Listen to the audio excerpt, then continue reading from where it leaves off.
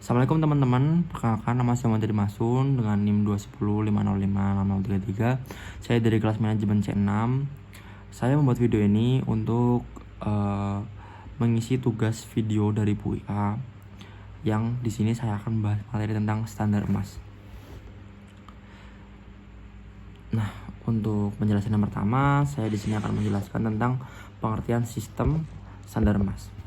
Sistem standar emas ini merupakan istilah yang tidak merujuk pada sistem kebijakan moneter yang tidak menggunakan mata uang, melainkan menggunakan emas murni sebagai alat pembayaran yang sah. Dalam standar emas, satuan dasar nilai mata uang ditetapkan berdasarkan jumlah dan berat emas. Standar emas dijadikan sebagai dasar perbandingan nilai tukar berbagai mata uang. Kelebihan sistem standar emas dapat mudah diterima dan digunakan masyarakat internasional sebagai alat pembayaran yang sah. Selain itu, nilai standar emas cenderung lebih stabil dibandingkan logam jenis lainnya, sehingga diharapkan dapat menjaga stabilitas nilai tukar mata uang. Standar emas juga dapat membantu pembangunan ekonomi sebab akan terciptanya sistem moneter yang seragam, dan basis emas juga sebagai mata uang logam dapat dilebur kembali menjadi logam yang dapat dijual atau sebaliknya. Logam emas juga dapat ditukar dengan uang emas. Kekurangan standar emas ini, sistem moneter dapat mengalami kerusakan jika pelaku ekonomi yang menyatakan emas sebagai standar mulai melakukan kecurangan atau memalsukan, bahkan mengurangi kadar emas. Cadangan emas juga terbatas sehingga tidak dapat mengasihati pertumbuhan ekonomi yang semakin rumit. Selain itu, biaya standar emas ini sangat tinggi sehingga tidak dapat melayani transaksi yang nilainya kecil. Sistem Bretton Woods dan faktor penyebab keruntuhannya. Saya akan menjelaskan sedikit tentang sistem Bretton Woods. Sistem Bretton Woods ini merupakan sistem yang dibuat pada tahun 1944 sampai 1976.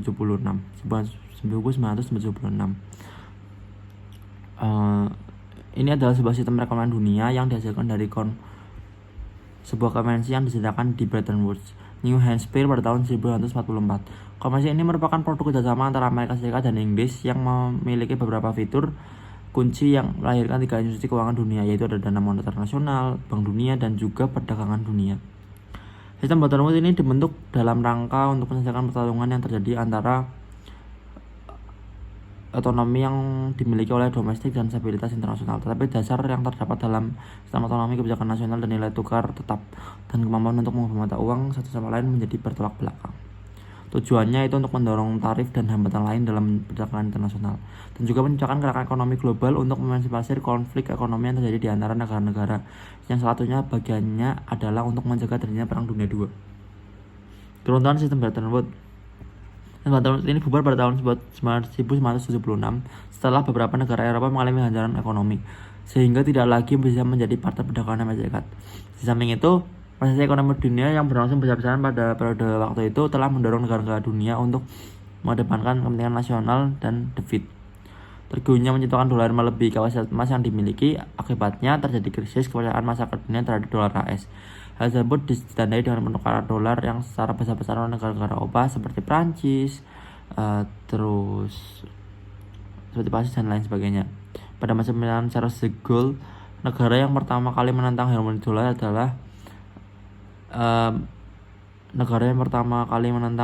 hegemoni dolar dengan menukar 150 juta dolar AS dengan emas.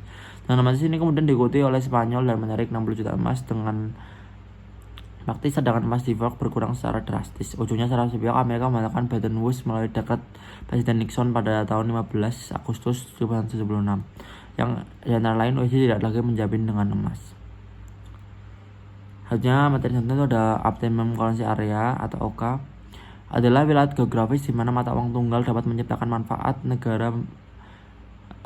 terbesar. Meskipun secara tradisional setiap negara membentukkan mata uang, pada tahun 1990 karya Robert Mudal ini mungkin bukan pengaruh ekonomi paling efisiensi secara khusus. Negara-negara yang memiliki ikatan ekonomi yang kuat dapat meraih manfaat dari mata uang bersama. Hal ini mungkin integrasi dasar pasar modal yang lebih erat dan memassivisasi perdagangan. Namun mata uang bersama mengakibatkan hilangnya kemampuan masing-masing negara untuk melakukan intervensi kebijakan fiskal moneter guna memastikan ekonomi masing-masing. Kemudian ada kriteria OCA. Kriteria OCA ini ada yang pertama itu mobilitas tenaga kerja yang tinggi di seluruh wilayah. Mobilitas tenaga kerja mencakup pengurangan hambatan investasi seperti dengan bebas visa dan lain sebagainya. Yang kedua, ini ada pembagian resiko mata uang atau mekanisme fiskal untuk membagi resiko antar negara di OKA. Hal ini merupakan transfer uang dari dari daerah-daerah yang mengalami kesulitan ekonomi dari negara-negara yang surplus. Oke, sekian dari saya. Terima kasih.